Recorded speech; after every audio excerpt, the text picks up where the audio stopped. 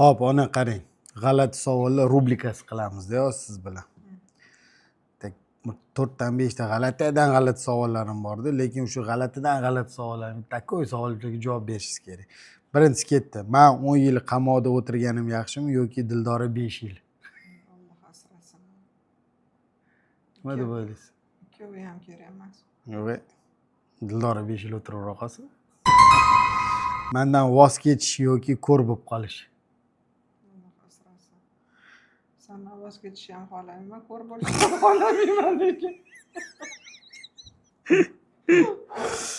Kuzini uy olaman deysiz, bir xil payt.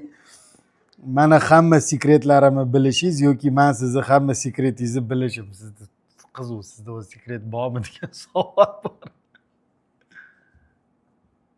Конечно, seni sekretlaring. Hop, ko'p so'kkanim yaxshimi yoki ko'p chakkanim yaxshimi? Ko'p kalta yeganim yaxshi. Ko'k somsa deb o'qiyman birinchi. Hop, endi qarang, takoy savolda. Dildora bilan butun umr kambag'al bo'lib yashaganim yaxshimi yoki boshqa bitta boy ayol bilan maza qilib boy bo'lib yashaganim yaxshimi?